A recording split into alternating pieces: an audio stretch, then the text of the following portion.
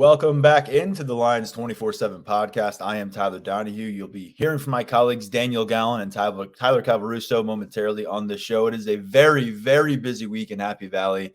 Not only do we have Penn State football back on the practice field, you've got the basketball program winning its Big Ten tournament opener, trying to make some noise in the postseason out in Minneapolis. We'll hear from Daniel Gallen on that subject a little bit later. Wrestling sending 10 competitors out to the national tournament next week in Kansas City. Always a big event, looking for their 11th national championship under the direction of Cal Sanderson. And then, of course, we got to get to the Pro Day festivities that are coming our way Friday here in Haluba Hall, Penn State's indoor practice facility. We're expecting 32 teams represented from the NFL, whether it's coaches, general managers, scouts, on hand to see Penn State's top players from last year's team, their top draft prospects. Really one final go round in this NFL draft process. The draft set to take place in about 5 weeks. That's going to be up in Detroit, but these guys have already gone through the ringer at different all-star showcases since last season ended. We've seen 10 of them go out to the Indianapolis NFL Combine, and we'll get them back here on home turf. We'll have a chance to see them in person, speak with them afterwards. Daniel and I will do a little preview there. And all while this is happening with the current Penn State athletes and programs, you've got the recruiting trail heating up once again. Visits in full swing now, spring practices, official visits just around the corner. Tyler Calvaruso will join us to break down the latest, what he's hearing from several different prospects that are on Penn State's target board. And as the 2025 recruiting class continues to take shape, who are the targets to know at tight end? We're going to get a bit of a board reset at that position. But we begin this conversation by going back to our look at spring practice Tuesday. Daniel Gallen was out there with me, along with Mark and Grace Brennan, representing our Lions 24/7 coverage team. We had a practice report up on the site. We had some video highlights. We also had a full photo gallery featuring a bunch of new faces. And Daniel, as we promised on our Tuesday podcast, which we recorded just before heading to the practice field, we got some fresh content. We got some fresh perspective on the 2024 Nittany Lions squad. Yeah, I mean, it was really, really great to be out there. It was a beautiful, beautiful March spring evening, and we got to see a lot of things that we'd just been hearing about so much. These transfers, these freshmen, these new coordinators. It was kind of, it just kind of felt good to be back out there and finally, really putting our eyes on these things that we've really only heard about. I mean, in terms of what we saw, it was pretty much in line with what we would see during the season. In terms of some ball security stuff, some individual work. We're not seeing any 11-on-11 reps at this point, but it was just nice to be back out there, get eyes on these players, these coaches, and really kind of officially start building our foundation for 2024. And it can be a bit jolting when you get out there in March because of the way that the college football programs change so quickly. All these guys are going to be in Haluba Hall on Friday morning, running through drills and doing all the testing for NFL scouts. Those were the primary players when we were covering this team last time they were in Big Ten action. Last time they were on the field for the Peach Bowl. Many of them have moved on. We've got 20 plus new scholarship athletes to kind of sort through. Some of them are looking like plug and play additions on the transfer circuit. And then others we may not see in game action for 2 or 3 years down the line. But what we also saw for the first time, Daniel, beyond some of those players we'll get to momentarily, 3 new coordinators involved: special teams, defense, offense, all new faces that James Franklin went out and hired. You've got a former head coach in the Big Ten and Tom Allen running things on defense. You've got 24/7 Sports, a 2023 Offensive Coordinator of the Year, Andy Kotelnicki, making the move from Kansas. And then you've got new special teams coordinator Justin Lustig, who had a lot of success down in the SEC at Vanderbilt. You were focused over on the offense primarily during this practice period. I made my way over to the defensive side of things where Justin Lustig was also involved. But what was your initial takeaway from observing and perhaps hearing a little bit from Andy Kotelnicki, who we already know from that initial press conference and some of the intel that we got from his time at Kansas is a big personality on and off the field? Definitely. I thought Kotelnicki was very active, very vocal. He's preaching urgency. We saw some up tempo movement. There's one sequence where a backup quarterback was, I think, walked over between drill stations. He made him go back. Kotelnicki made him go back and jog over. He talked to the players about going through these drills quickly and efficiently during the period so that they could, quote, steal reps, get, maybe 3 or 4 reps out of a sequence when you thought you only might get 2. And I just thought it was kind of a good introduction into who he is as a coach. I mean, I wrote about it in our VIP observations. There was one sequence that, shows that there's still some communication, some kinks to work out. It was also just the first day of spring ball. So it's been a while for a lot of these guys being on the practice field. There's, Phil Troutline sent the centers over to be with the quarterbacks. And a couple minutes later, Kotelnicki is yelling for to Troutline for the centers to come over, and the centers are right behind him. It's just kind of the first day back out. You're trying to figure this stuff out, build the foundation. I think there is a sense of urgency, I think, when you talk about having 3 new coordinators, and with what Penn State's goals should be for this season. I mean, this is a very, very important stretch for this team. But yeah, I thought that it was a good introduction to Kotelnicki, and kind of what we'll see from him on the practice field. I'll be really curious to see what it looks like with Tom Allen come the fall. I mean, right now, I think it's a lot of just let's get through these drills. Let's all get our feet underneath us. It's very direct. It was pretty concise with Tom Allen. Who again, we continue to hear that he is really and emotionally and mentally in a really good spot right now, being able to get back to some of his football basics as a coordinator, as a linebackers coach, rather than spending that recent time as a CEO where you're juggling roster attention, you're doing a lot in the recruiting trail, and obviously you're dealing with the NIL realm of things. And similar kind of conversation that we had with Manny Diaz when he first got to campus, and when he told us about what it was like to be back with his guys in a position room and just kind of be fully invested in a defensive unit rather than all the off-field stuff that comes with the head coaching position. So Tom Allen, I think as that level of familiarity and comfort grows, we'll get more of his personality on the field. We started to get more of it, I think, from Manny Diaz after his first year on campus. And you could hear some of the jokes with the guys, some of the sarcasm, because they were all in the same wavelength. They had spent a significant amount of time together. Tom Allen, when I got over there, he was overseeing the linebackers through some of their fumble recovery drills, and then there was a tackle and pursuit circuit that broke out among all the defensive players. They were kind of going across the field to these different stations. He was floating, keeping an eye on different spots.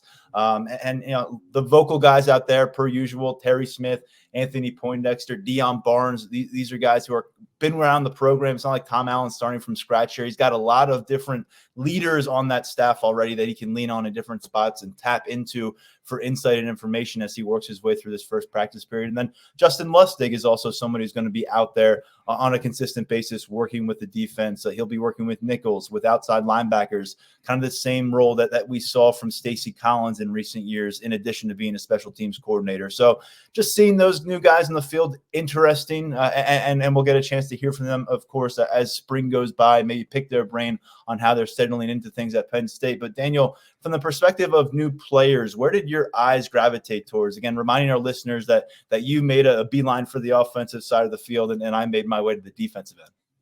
I think that we should probably start with maybe the highest profile addition on the offensive side of the ball, Julian Fleming, the in-state wide receiver who comes home from Ohio State after 4 years. He's listed at 6'2", 209 on the online roster. He definitely strikes a figure in that wide receiver group. I mean, Malik Mega looked really, he's always looked big. He looked a little bulkier than he has in the past at 6'4", 205. Malik McLean is a little bit lankier in that group. But when you look at someone who is just sort of all around, really physically built, physically imposing, I thought Julian Fleming, fit that bill. He's going through reps a little further back in line, which is how Penn State usually does things. When you're new, it takes a little bit to move up the pecking order a little bit. I thought, and then in terms of freshmen, Cooper Cousins, did not look out of place. He's working with a third team unit. But if you put him up with those first teamers, I thought that he would stack up very, very favorably. Additionally, Luke Reynolds, the 5-star tight end, he's someone who they the talk from Chuck Losey when Reynolds came in was that he's going to have to put on some weight. He's listed at 6'4", 228 on the roster right now. And we know that tight end room is is a group of big dudes. Theo Johnson isn't there anymore, but between Warren, Dinkins, Rapplier, Cross, Joey Schlaffer, I think the work that he's done is very clear on the practice field. And, I thought that Theo Johnson actually was there on Tuesday. Yeah, he was there watching, and I thought that Luke Reynolds looked like he belonged there. It's going to be interesting to see if how much he's able to kind of break through, where the opportunities will be for him. But physically, I thought that he kind of looked the part. I thought he moved well. I think you can kind of see that athleticism. And then the last one is Ethan Grunkemeyer, the quarterback. He's listed, I think, at 202 pounds on the online roster. And, he did look a little bit bigger from the last time I saw him in person back in October. So I think that he's another one to monitor when you look at, there might not be many, if any, opportunities for him this season, but what is he doing behind the scenes? How does he look in practice? How does that set him up for the future? 3 new additions on defense. I'll just quickly go through here. One was just a kind of check it off the box thing. Good to see a step forward. Kari Jackson, freshman linebacker. He's the only freshman linebacker on campus right now. Anthony Specca out of Pittsburgh will join him this summer.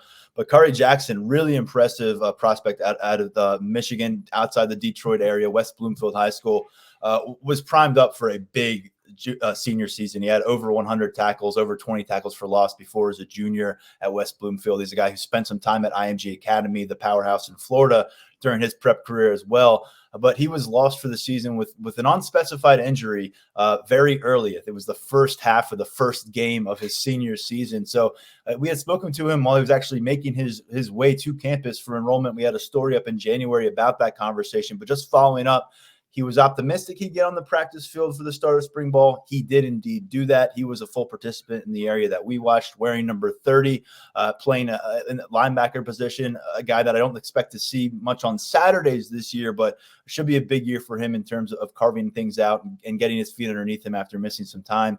And then additionally, Jalen Harvey looks every bit that 6'2", 266-pound listing. And I know that's kind of scared some people off maybe about his future as an edge rusher. And on our board, we've had questions. Well, is he just inevitably going to be a defensive tackle? That 266 pounds, it features a relatively thin waist from what I saw out there in uniform. And he's a guy who has bulk to him, big, broad shoulders, big arms, thick bottom portion of his body, and he's a guy that's going to continue to probably add more mass. But I don't know if it's going to take him away from the defensive end position. I think they view him as an elite level edge rusher. That's how they targeted him in high school. It's really came down to Penn State and Southern Cal, and then Maryland involved there as a home state team. But Penn State, this was a big win for him. And I think the rankings on our site and on some other sites probably don't reflect just how much of a pickup he was for the Penn State Nittany Lions. I think he's a high 3-star at 24/7 Sports. But just looking where he is right now, physically advanced at a position where, I don't know, you can name 6-7 guys before you even start talking about Jalen Harvey being a factor at defensive end. That size stands out. Where he is right now really impresses. And then the other guy to get to, A.J. Harris at cornerback. I just thought watching him maneuver around through some drill work, very smooth and very explosive. And it was a small sample size. Didn't involve him doing any kind of coverage down the field, no football on the field. But yeah, you can put it together why there was so much praise for him on the camp circuits as a prospect, as a 5-star talent by our assessment at 24/7 Sports, as a guy who was one of the top members of the Georgia Bulldogs 2023 recruiting class. And now here he is. I think he finished number 12 overall in 24/7 Sports transfer rankings, which they released today. And I'll just share a quick note from our national analyst, Chris Hummer. He said, Penn State has consistently developed and placed defensive backs in the NFL. A.J. Harris might be the best pure piece of clay that cornerbacks coach Terry Smith has ever had. And Terry Smith's been here since James Franklin's been here, and there's been a lot of good defensive backs, cornerbacks that have come through. So those 3 guys, I just thought, as we had 10 minutes there to kind of be hyper-focused on a whole lot of different stuff, they jumped out to me. And Kari Jackson, just his presence, the size of Jalen Harvey, the way he's carrying that size, and then additionally just getting to watch AJ Harris and some of that athleticism in just drill work. I think those three things stood out to me. Daniel, when we talk about spots to watch in spring ball, we're going to be looking at that offensive tackle spot. Not only do they have to replace two starters, but we learned from James Franklin on Tuesday. We discussed it on the last podcast. Probably without two tackles this spring practice session, 15 practices. You got Garrett Sexton, recently enrolled freshman. He's up to 295 pounds, top 24/7 prospect. But more pressing for the present, Drew Shelton has the most experience by far in that tackle unit. Probably not going to be participating in spring practice following offseason surgery. So with that in mind, what did you see at offensive tackle? Yeah, I saw some new faces. I mean, you talk about Olu Fashanu and Caden Wallace moving on. The unit is gonna look different this year. I just think that Anthony Donka's kind of last couple of months still stands out to me. I mean, we've had a couple months since the Peach Bowl to kind of digest that. This freshman who had really never played tackle at any level is suddenly playing a half in the Peach Bowl against Ole Miss and holding his own. It's kind of blows your mind still to think about it a little bit at this point. And he was out there again at tackle on the right side. On the other side, JB Nelson was seeing some run at left tackle. We know that he has that guard tackle flexibility. Was a starter at left guard last season, battled some injuries. And then behind them, you had Javen Williams on the left, Nolan Rucci on the right. Kind of like I said with Julian Fleming, the way that Penn State does things is you're not going to see these transfers or early enrollee freshmen at the front of the line right away. You kind of have to work your way up. And then Chimdi Ono, who was my pick as a breakout player this spring. He was working on the left side further down the depth chart too. So I just think that, and it's just, it's college football. It's going to look different. There's always attrition in the way that this works. I think, it's a net positive for the program that Olu Fashanu is going to be a first round pick, and who knows how high Caden Wallace will end up going. But at the same time, it makes some difficulties this spring and is going to force some of these guys into action and maybe some uncomfortable situations. But it's definitely going to it's going to be new. It's going to be a little tough to get used to, I think. I mean, Caden Wallace started a ton of games at Penn State. Olu was just such a presence, even if he wasn't starting. And last year, like when he was hurt, he was just around and kind of, knowing the type of talent he is that casts such a long shadow. So it's going to be fun, I think, to see how that really sorts itself out. And JB Nelson, he's a guy that was really a lot of buzz around him last preseason camp. And he was banged up at times during that first season where he was getting some extensive run, ended up making a significant amount of starts at left guard. But Venga Ioane was in that role again in the Peach Bowl. And JB Nelson was kind of in and out of the lineup for different reasons, different setbacks. But curious to see what he can do with a complete year under his belt here at Penn State, and the ability to go to the perimeter is something we heard about him last year. People are very high on JB Nelson. Maybe he does find his way to the field at tackle for now. And then what does that mean for Venga Ioane at left guard and that interior plan too? Something to keep monitoring.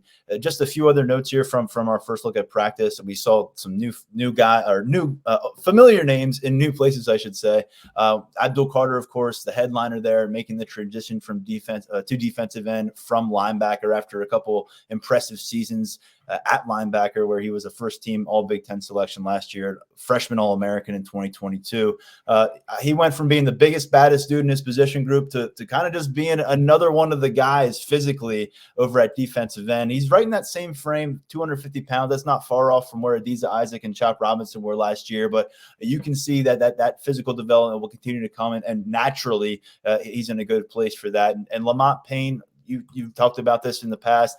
Big winter workouts stretch for him. A lot of praise from James Franklin for the work he's put in since shifting over to safety. Got to look at him. That length continues to stand out. It has since he was a prospect. Wanted to see if he can do what he can do to maybe break through into that safety conversation, because it's a crowded one at the top.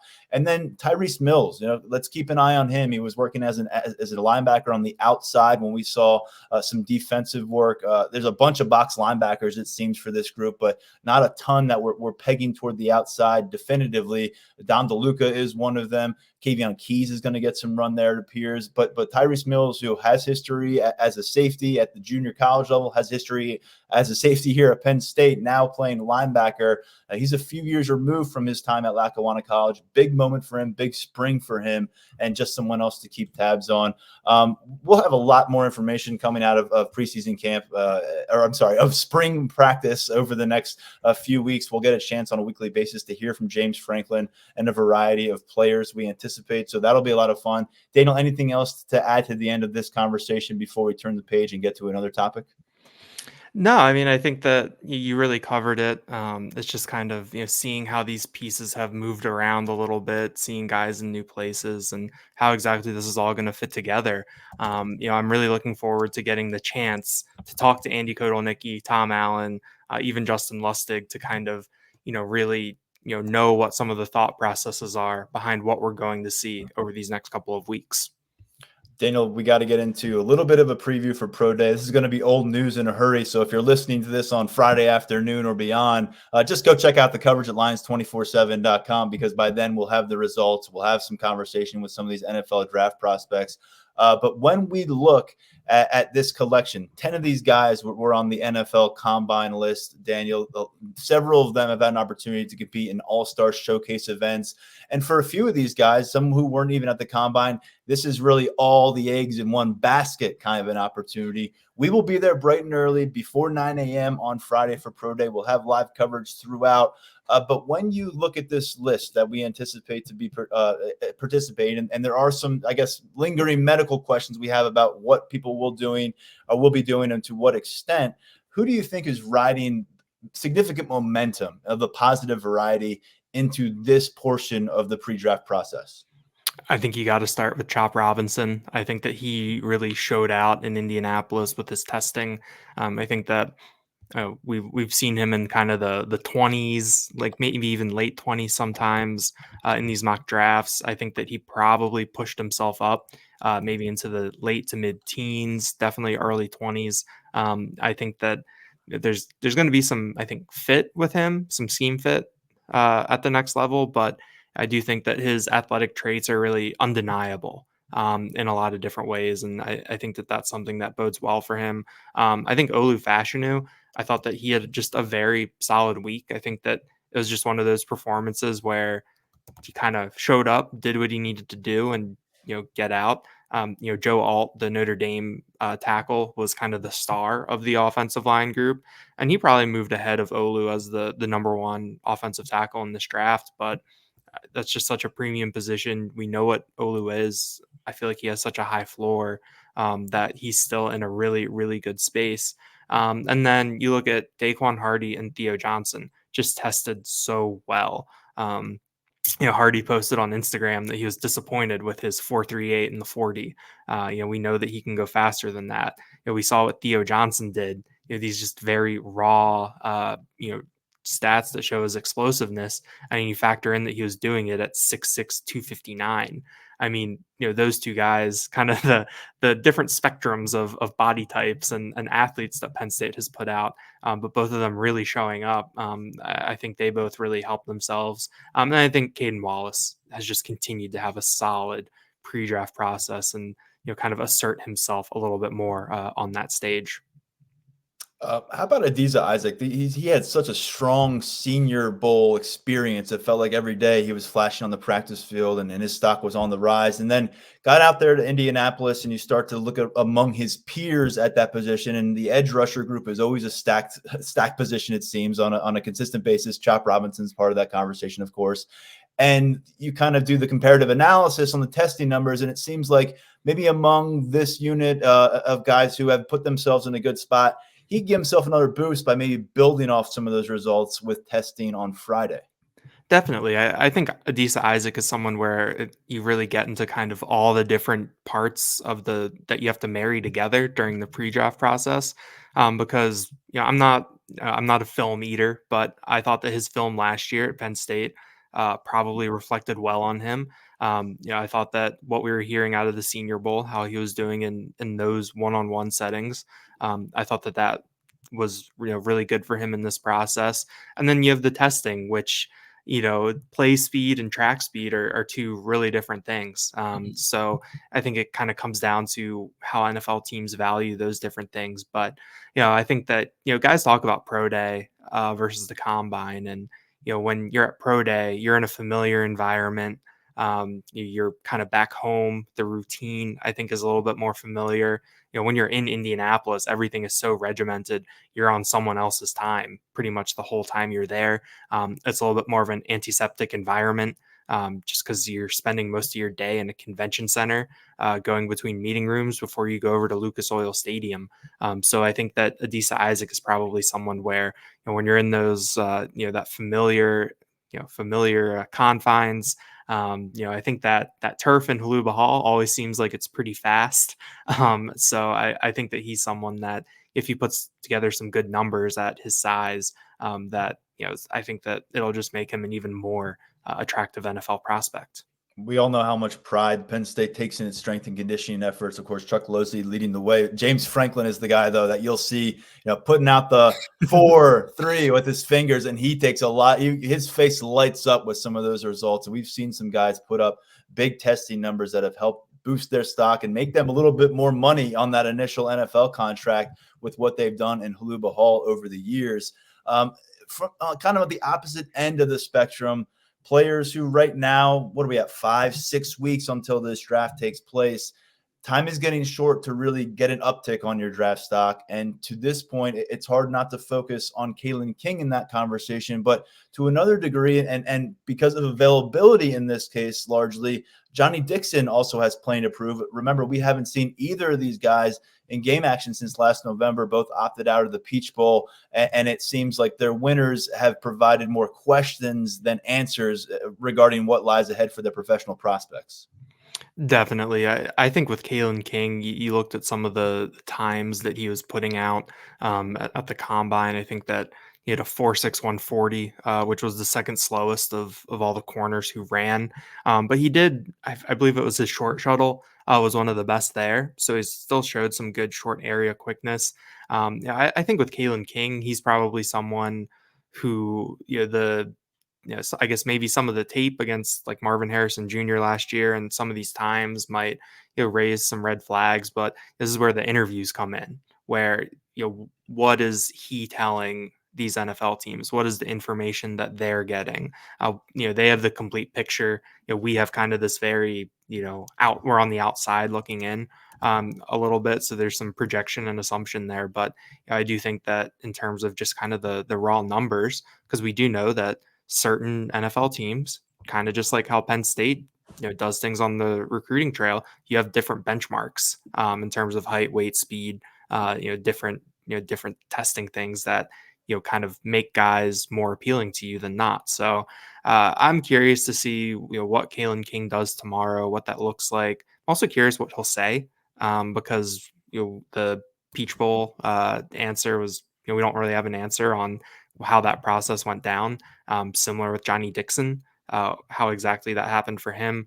Dixon, got hurt at the Senior Bowl, didn't test at the combine. Not sure if he'll test tomorrow at Pro Day. That'll be one to watch. But he's also someone where you look at his film and he did a lot of different things that was pretty entertaining and showed some really good versatility. So I think that those two guys, they probably have more questions to answer kind of behind the scenes on kind of different parts of their game and kind of what's going on.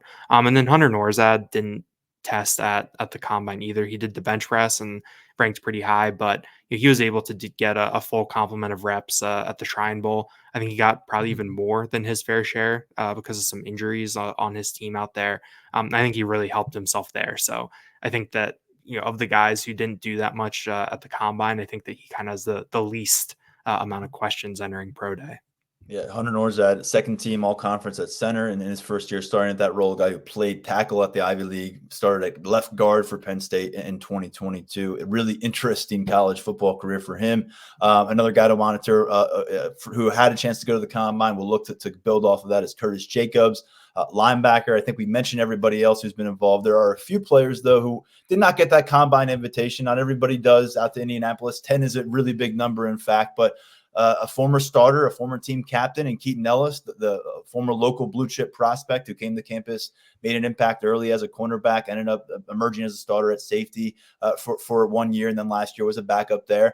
Alex Felkins, who came to campus after an Ivy League career at Columbia, proved to be one of the most consistent kickers in the Big Ten, or really across college football last year, to a lot of our surprises. It stabilized the situation for them. And then another transfer who made his way to campus for 1 year, as it turned out, running back Trey Potts was the primary backup at Minnesota for a few seasons. And then following an injury, ends up at Penn State, and he ends up being the number 3 fiddle behind two really talented guys. Didn't get a lot of action last year, but he had some explosive moments over the course of those limited opportunities. So of those 3 guys, Daniel, who are you most intrigued by with this setting? And we're not talking about Felkins running the 40-yard dash here, although he probably will. He's going to have an opportunity to go out to the outdoor fields and kick the football a bit.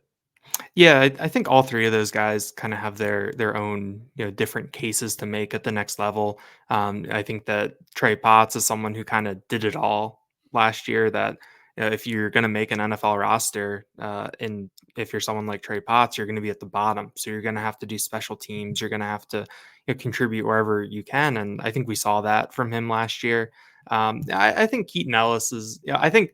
With Alex Felkins, he's kind of in his own category. I had a long talk with Chris Stoll last year at Pro Day in terms of what was kind of ahead of him. And he talks about just kind of the margins for being a specialist. It's just such a weird situation to be in, because that's really the only, there's no backup long snappers on teams. Like, teams are just going to have a snapper, a kicker, and a punter. So there's only 32 of your jobs out there. So it takes some things to go right. There's a lot of independent variables there.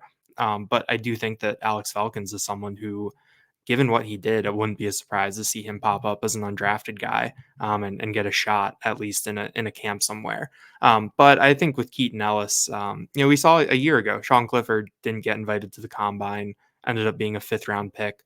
It only takes one team to really kind of fall in love with you.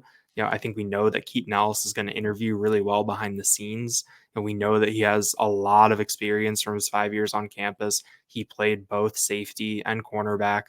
We also know that he has a pretty extensive special teams background because of what he was asked to do at Penn State. So I'm curious to see how he tests, what his athletic profile looks like when all is said and done.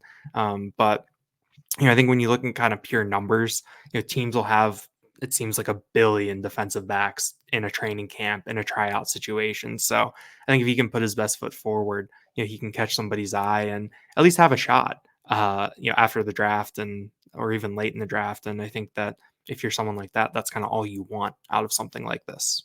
John Lovett came to town, didn't do very much at all. He did less than Trey Potts, and he ended up, getting opportunities in the NFL, stuck around for a bit. I don't know if he's still there, but he had, kind of stretched together a few things. I think Trey Potts has a shot here. I'm certainly not going to discount Keaton Ellis. You think about, you put him on a lot of campuses across this conference, and out of this particular safety room, he's going to still be a starter all the way through the end of his career. So let's see what he can accomplish. And I think with Felkins, let's also note here, they're on their own specialist path. There's usually only one of their jobs on each roster. You had that conversation with Chris Stoll. He currently resides on the Seattle Seahawks roster. So we have seen guys make that jump from Penn State specialist room to an NFL opportunity. Felkins next up, trying to bridge that gap. We're going to quickly get to some basketball before we turn our attention to Tyler Calvaruso and talk recruiting. Daniel, Penn State started off strong in the Big Ten tournament, beat up a really bad Michigan Wolverines team on Wednesday night, late in Minneapolis. They now have Indiana on tap, a team that they beat twice during the regular season in Big Ten play. Overall, this team's back to 500. They've got a postseason win under their belt, the first one under the Mike Rhodes era.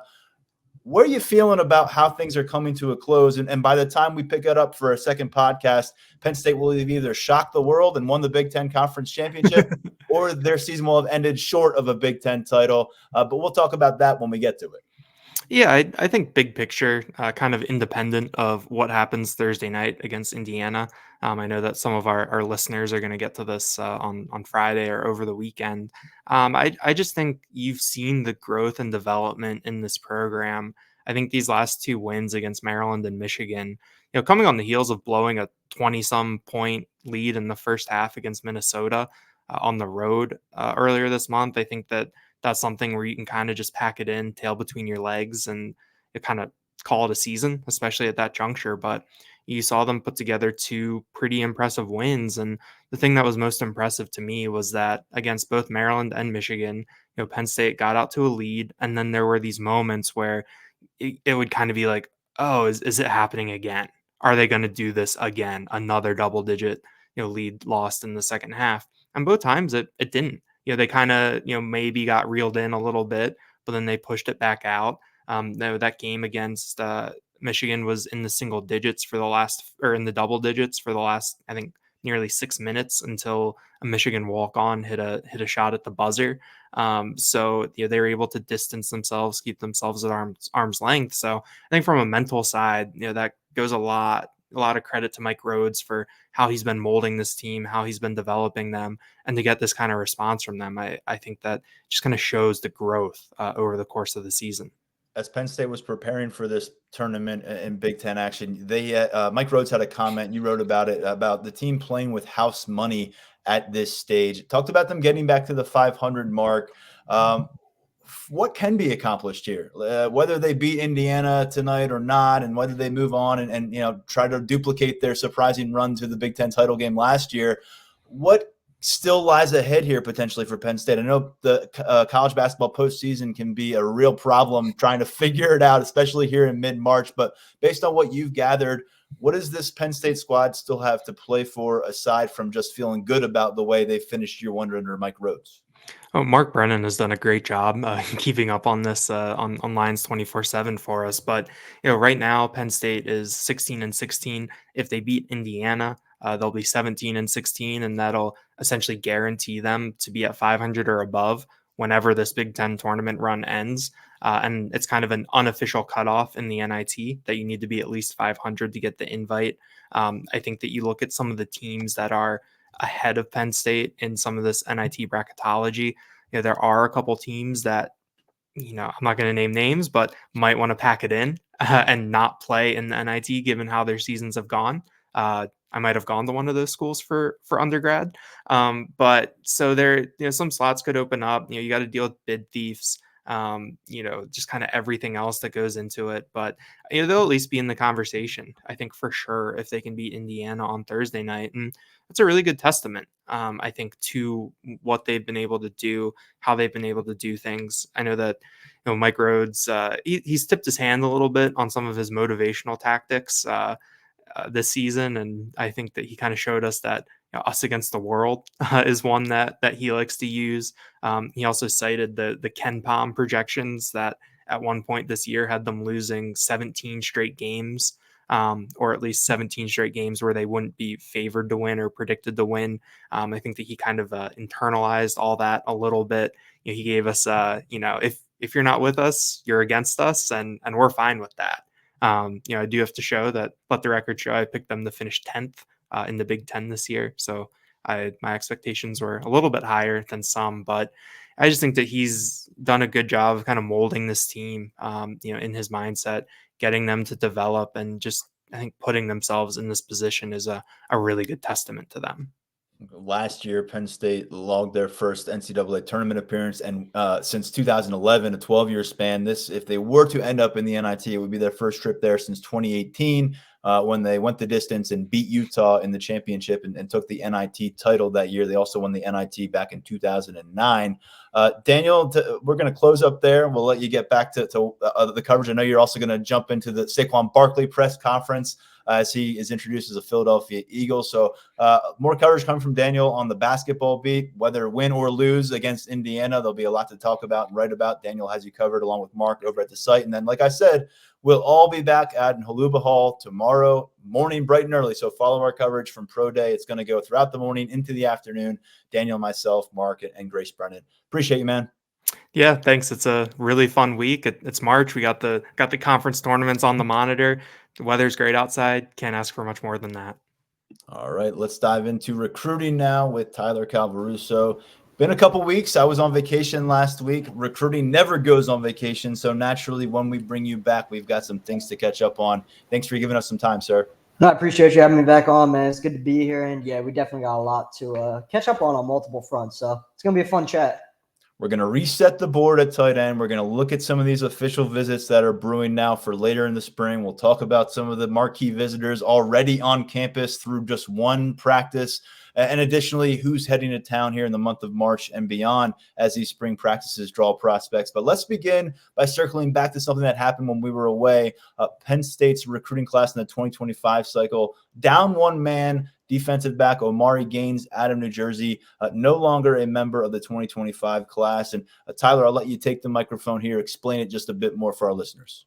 You know, it happens. Mutual parting of ways, amicable split. And no matter how you want to describe it, it's one of those things that happens in some recruiting cycles. And look, it's both sides are going to go their separate ways. Penn State's going to continue its pursuit of a lot of talented safeties it is involved with.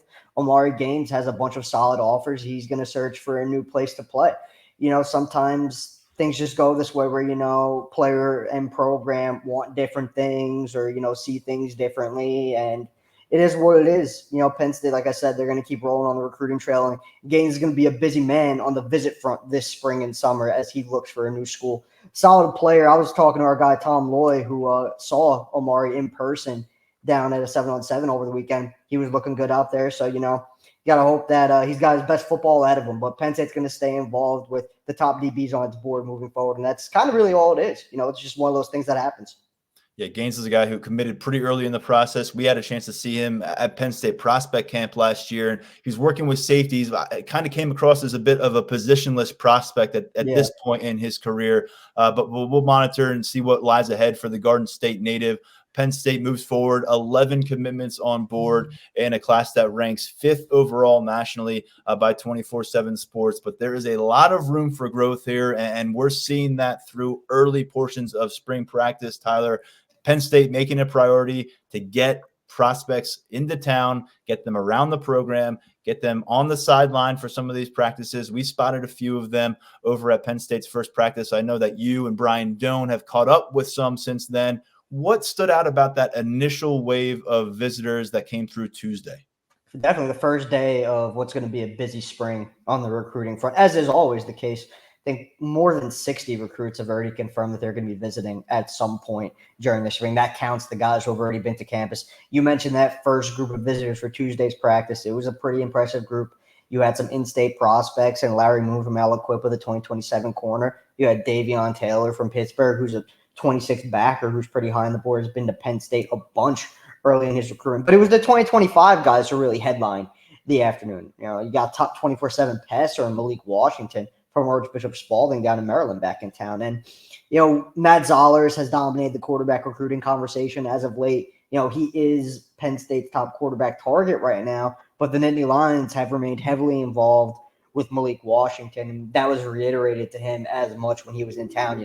There was obviously the offensive coordinator change. So anytime there's an OC change, you wonder how that quarterback board is going to look moving forward. Sometimes there are some alterations, a new OC, maybe not seeing the same thing in the signal caller as the previous OC saw.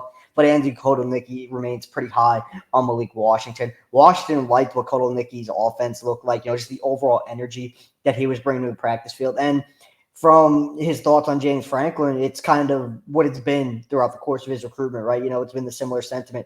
He always appreciates Franklin's attention to detail and his overall message to his players while he's on the practice field. So Penn State continues to accomplish a lot of good things with Malik Washington. He spent yesterday at Maryland for an unofficial visit. He's going to keep making these visits throughout the spring. He's got, I believe, a quartet of other visits either locked in or planned. So he's going to continue to make his visits. It's definitely possible he returns for an official to Penn State in the summer. I think, ultimately that's going to come down to the way quarterback recruiting for the Nittany Lions plays out moving forward. But it's something that he is discussing with the staff. Then on the defensive side of the ball, you had Jaden Woods from Kansas, who's a top 24/7 edge rusher. And, if you're listening to this, thinking to yourself, we got an edge rusher from Kansas visiting, what's going on?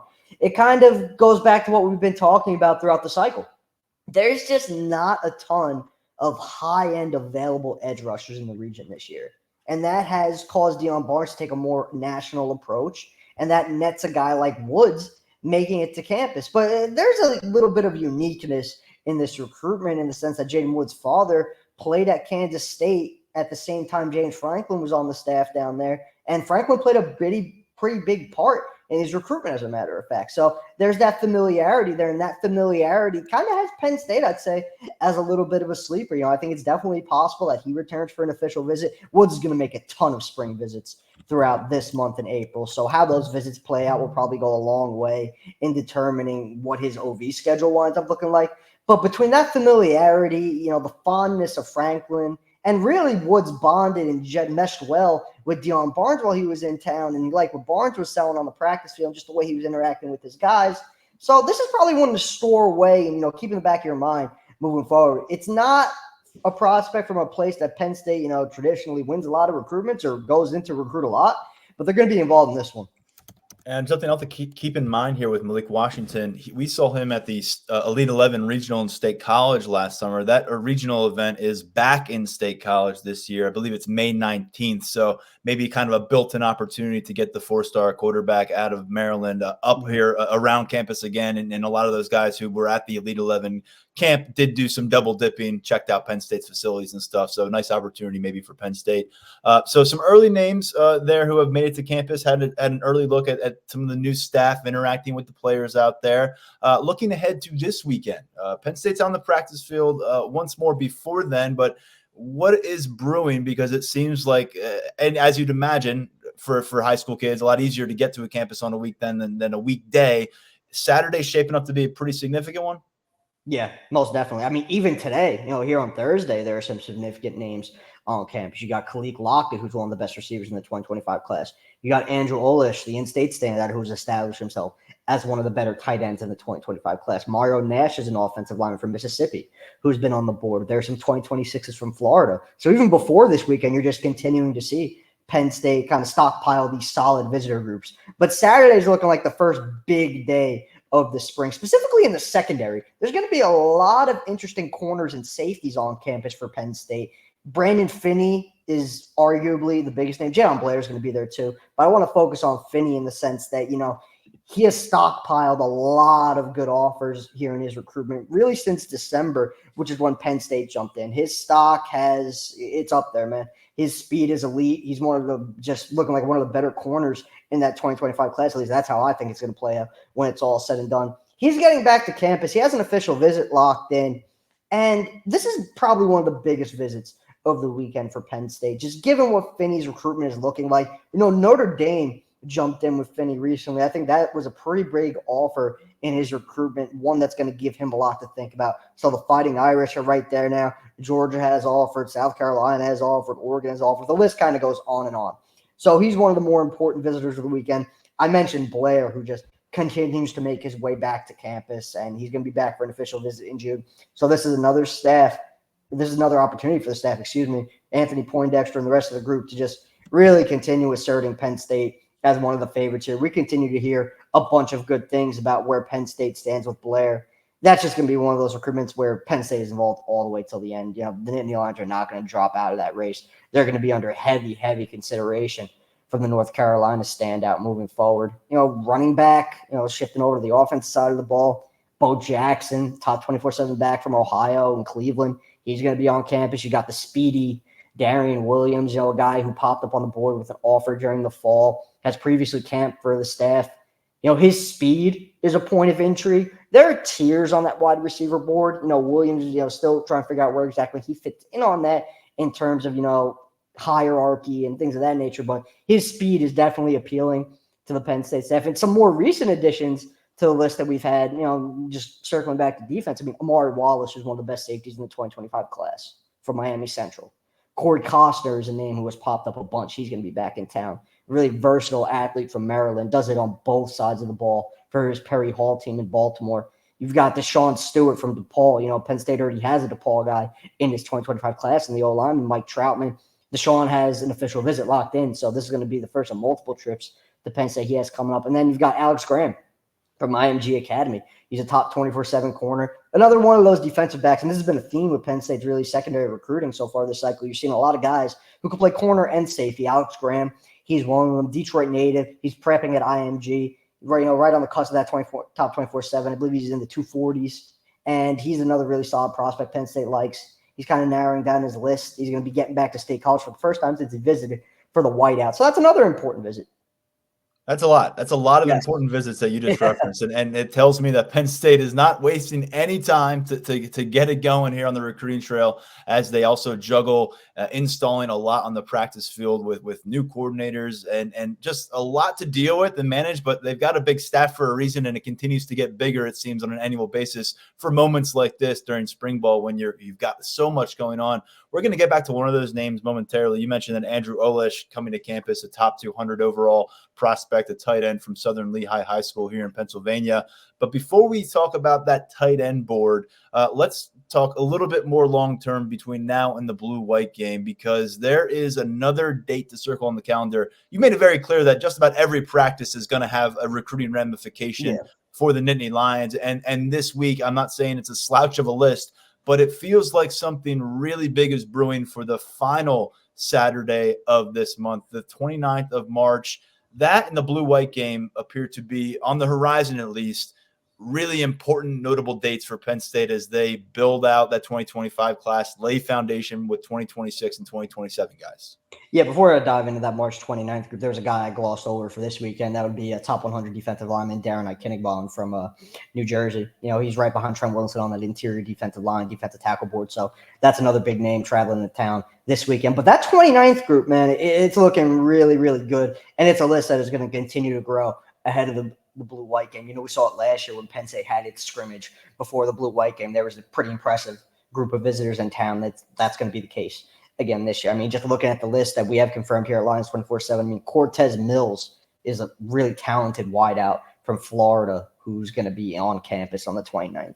You've got two names on the offensive line who are top names, and Zaire Addison from Florida and Malachi Goodman from Paramus Catholic. And at this point, we've said it before, I'll say it again, Goodman has really emerged as Penn State's top overall target on the offensive line. That's going to remain the case moving forward. Talk about being busy during the spring. Goodman has nearly a dozen visits. He's been making it all over the place, and he remains very much a priority for the Penn State staff moving forward. Landon Rink from Texas, he's a defensive lineman who's going to be in town. Then you look over that 2026 group, two really, really good players already locked in. Madden Williams, he's a receiver from the Cali Power, St. John Bosco. He's going to be in town as part of his spring visit schedule. You've got Samari Matthews, he's already a top 100 prospect at corner, North Carolina standout. He's going to be in town. And then at 27, you've got a couple young in-state underclassmen. Jance Henry, running back from Central Valley, he's going to be visiting. He's picking up some pretty solid offers from Miami, Ohio, being the most recent. And Roman Thompson from Central Catholic in Pittsburgh, linebacker there. That pipeline continues to run strong, and he's going to be in town. So that March 29th weekend, going to be another big one for Penn State. And that's 15 days out. So just imagine the confirmations that will be coming through. And if you haven't figured it out, and I'm sure you have, those listening or watching this, Tyler Calvaruso has a pretty good feel for what's going on with Penn State football recruiting these days. Head on over to Lions247.com for hourly, daily updates on all these things, not just who's coming to town, but what they're saying about the experience after they leave, what it might mean for Penn State's target board. Obviously, Brian Doan does a lot of heavy lifting for us as well, national analyst. But 50% off right now is the reason I wanted to hammer that home a little bit more. Through March 19th, 50% off an annual VIP subscription at Lions247.com. So you get your foot in the door for all of that recruiting coverage, which is great. But we also got weekly check-ins on the practice field at Penn State right now. And we are taking detailed looks at this team at every opportunity. We're also going to have another transfer portal wave opening up after spring ball. So all that stuff, and that's before we get into summer prospect camps and all the preseason camp coverage and everything you can expect at Lions247.com as a VIP subscriber. If you're tired of waiting to find out, jump in, 50% off. Great opportunity for you. So just wanted to mention that before we move forward. And something else that is on our coverage horizon at Lions247.com are the official visits. Right now, we're seeing all the unofficial visits take place. But a few years ago, the NCAA implemented for rising high school seniors currently finishing up their junior years the opportunity to make spring official visits. It's proven very pivotal across college football. giving guys the information they need to make confident decisions really before they hit summer break, before they focus in on their senior season. And so, as usual, Penn State's going to probably have the vast majority of whoever's going to be signing with them in December on board before preseason camp comes. And a lot of that's going to be what happens in the late spring, early summer official visit window. Tyler, it's going to be a big list, an evolving list. Those confirmations are going to be coming here, there, all the time in the next few months. But what are the names we need to know about guys locking in those official visits right now? And for those who may need a quick refresh, official visits mean all expenses paid trip. You, mom, dad, your family get to come up, spend about 48 hours on campus, a very intimate setting, a chance to go behind the closed doors with the educational aspect, and really with a lot of what life's going to look like as a student athlete. So it's a pretty significant thing. Maybe not as significant now that they're unlimited. You're not stuck with just 5, but still a big deal when guys are making that kind of a trip to Happy Valley. More than a dozen guys have already locked in their official visits. I think we're inching closer to – we're getting close to 20 at this point. And I'm telling you this on March 14th. It's not even April yet. I remember last cycle, a lot of these official visits were locked in a lot later, but the recruiting calendar continues to change and evolve. Guys are planning their officials earlier than ever because there is a window for some of these guys to take officials during the spring. Jadon Blair, he's going to be busy on the official visit front in June, but he's got a trip to Virginia Tech in April as well. So that's an element, and that's some of the reason why guys are kind of getting ahead of the game and scheduling their OVs early, getting those locked in. You look at what Penn State has going on the official visit front. That first weekend, May 31st, June 2nd, it's got an out-of-region flavor. You got a pair of prospects from Texas. You got Ty Jackson from Florida, who's one of the best linebackers in that 2025 class.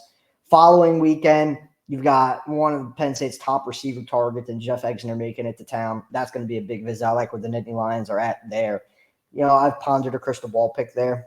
Going to wait a little bit longer to see, what comes of the spring, but Penn State looks really, really good with a McDonough standout. We got some other, Josh Johnson from Ohio. I think he's one of those prospects who has really flown under the radar from a pecking order perspective. He's pretty high on that cornerback board. He can play safety too. It's really going to depend on where his physical development takes him, but he can get it done on the back end of the secondary in a multitude of ways. He's going to be in town on the 7th.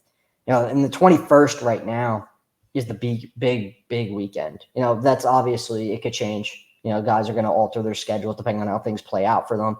Some weekends look good now.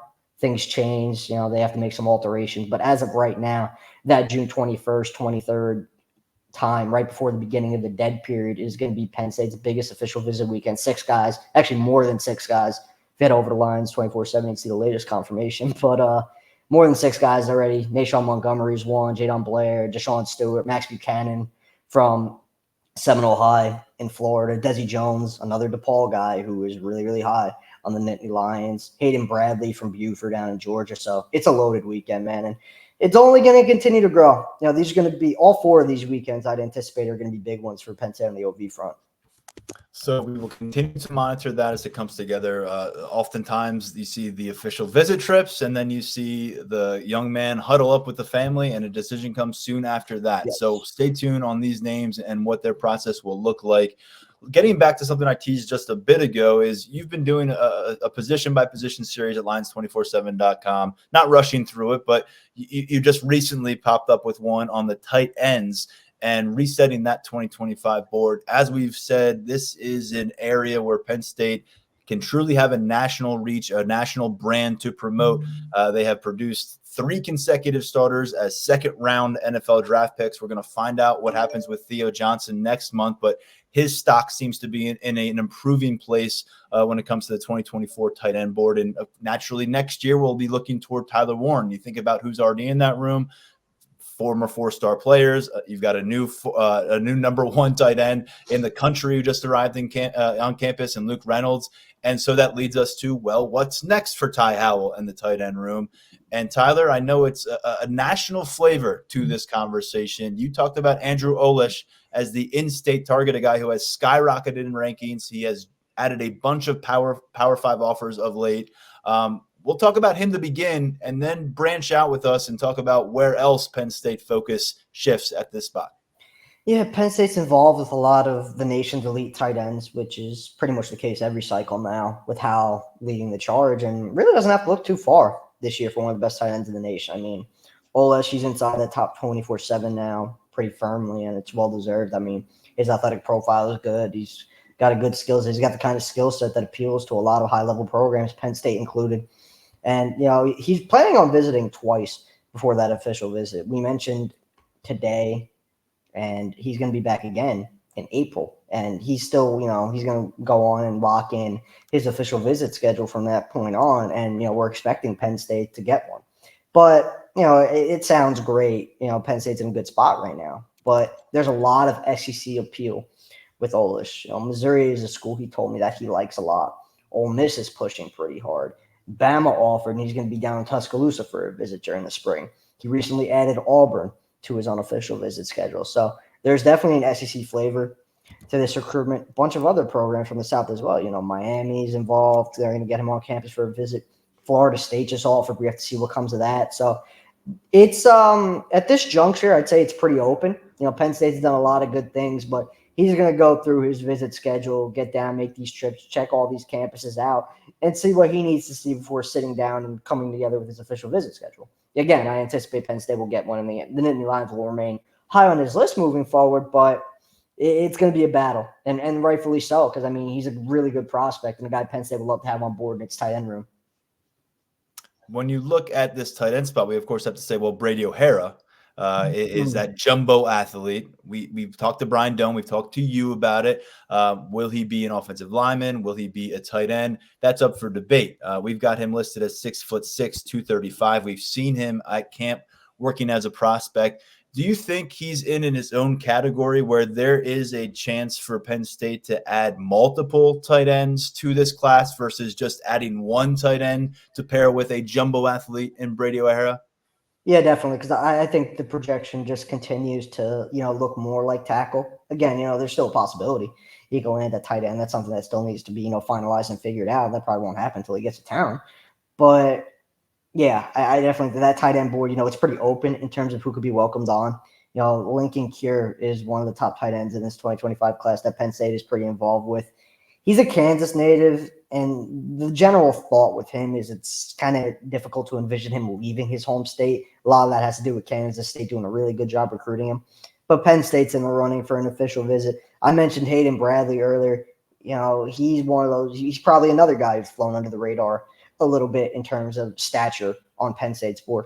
High-end athlete. Penn State staff really likes him, and he's going to be back for an official. So you got to keep an eye on him moving forward. Nate Roberts is another elite name at tight end, a top 24/7 guy from Oklahoma who is planning on taking an official visit to Penn State during that first weekend of the first official visit weekend, May 31st, June 2nd. So now there's just a lot of tight ends Penn State is involved with. There's some guys further down the board as well. So it kind of speaks to how talented the board is because there's some top 24/7 names who are a little bit further down that board. Brock Schott from Indiana is one. So it's guys like that who Penn State remains involved with. But Olesh, Cure, Roberts, those are the main names to know right now. And again, Penn State's not going to say no to talent. So if they could get multiple of these guys and, make it work and make it fit in terms of what they want to accomplish in terms of class size and, numbers at certain positions, they'll figure it out. But yeah, with O'Hara, it creates an interesting element for sure. But Penn State's going to continue doing what it's doing with its tight end recruiting moving forward. We've seen them bring in two-man classes plenty before. Theo Johnson and Tyler Warren came to campus together. Last year, they actually had three tight ends in that freshman class initially. It ended up being two by the end of the year. In fact, by the time they got to the summer. And then this year, Luke Reynolds, the number one overall prospect at the position at 24/7 Sports, is the only scholarship addition at the tight end spot. It looks like there's going to be a bit of a bigger group following him to campus next year. You can check out the entire reset board that Tyler Calvaruso put together over at Lions247.com. A few other names we did not get to, but a nice job there going through some of the headliners. Olish, of course, from a proximity standpoint, is hard to ignore in that conversation. Meanwhile, proximity, blow that up right now when it comes to the recruiting class for Penn State, because it's hard to figure out where some of these guys are. In fact, as it turns out, multiple commits are making that move to Miami Central. And for those who follow recruiting or the high school scene, Miami Central is one of the bigger names out there. I'm reminded of the Dalvin Cook-led squads several years ago that were just romping through everybody in South Florida. And now you've got not only Beckham Kritza, who spent his junior season right outside in Boulder, Colorado, putting together a year for himself out there, getting some film up. And you've got Keandre Barker now, the running back who's in this 2025 class as well, committed to Penn State, making the move to Miami Central. He's somebody who has spent time at Arkansas high school scene, last year at Texas. Give us the latest on Barker, because you caught up with him, and this one turned my head, the fact that you've got all of a sudden a backfield tandem, one who was in Texas last year, one who was in Colorado, forming between Penn State commits in South Florida. Yeah, he wanted to get a head start on playing with Kritza. He basically told me, what better way to form chemistry with someone than go play with them, before you get to Penn State. And, his junior season was kind of a lost season. He didn't get to play a whole lot because of eligibility issues, transferring over from his home state of Arkansas to the Woodlands High in Texas. There was a lot that hindered him from getting on the field. So he's excited to get back in action for his senior year, really show and remind everyone what he's capable of. And, Miami Central, it's becoming a place that Penn State is recruiting very, very heavily in this 2025 class. Kritza and Barker are there now. You got Nashawn Montgomery, who just picked up a 24/7 Sports crystal ball prediction on with the Nittany Lions. He moved over from Cardinal Newman to Miami Central, and Nittany Lions have looked good there for a little bit. A lot of competition there, but he's got an official visit locked in. Penn State's continued doing a lot of good things with him. I mentioned Amari Wallace. He's a Miami Central standout safety who's going to be on campus, at least expected on campus this weekend. Randy Andrika, defensive lineman, who has Penn State high on his list. So it's a place where Penn State is recruiting pretty heavily. We've got 2 commits on board. They're going to be doing a ton of selling on their teammates now. Yeah, and Nashawn Montgomery, a crystal ball picking.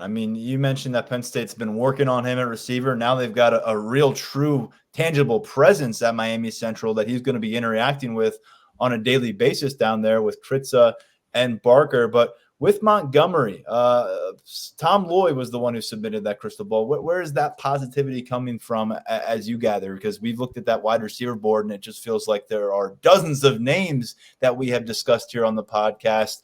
You've got one on board with Lyric Samuel. This would be quite the long-distance strike if they were able to reel in Montgomery at the end of this process. Good relationship with Marcus Hagans, good relationship with Jaywan Sider. He's tight with Beckham Kritza. Beckham Kritza's been working him for a really long time now, even before he knew he was heading back to Miami Central for his senior year. So those two are tight. Obviously you got a quarterback recruiting one of his top targets to go join him at the next level. So I definitely think there's some appeal to that. And I think, it's relevant in this recruitment. Sometimes you see high school teammates, they're dead set on doing their own thing at the next level. But I think Montgomery is definitely hearing what Kritza has to say. So I think all of that went into it. And again, Penn State's going to continue to push. He's one of many receivers that are involved with, that board.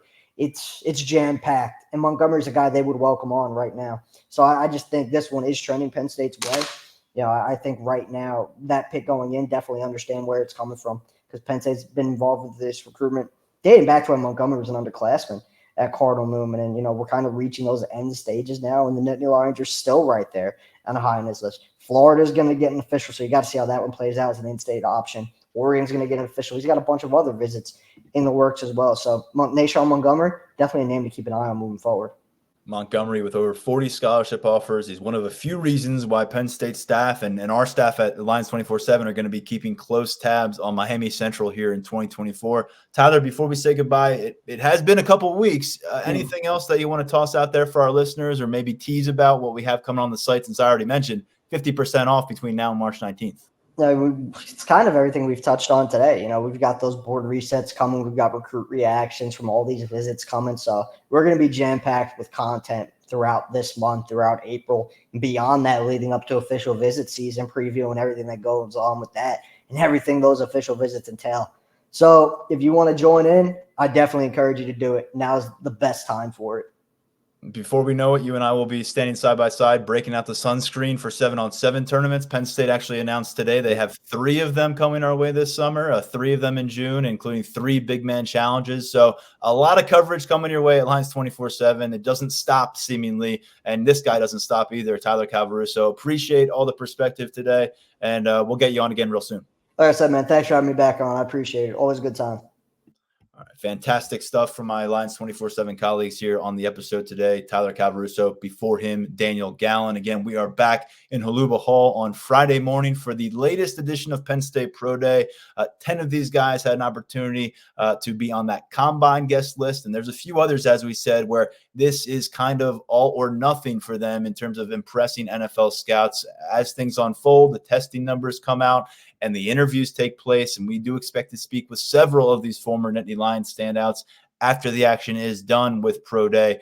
Follow our coverage at lions247.com, and we'll be back next week with a couple more podcast episodes. We'll see what happens with this basketball program in the remaining March in the Big Ten tournament, and then we'll also dive into what we see on the Penn State practice field again next week. If you missed our coverage from our first visit to the Penn State practice field this week, head over to lions247.com for a full review, photo gallery, practice report, and more. For now, I'm stepping aside. This is Tyler Donahue, and this has been the Lions 24/7 podcast.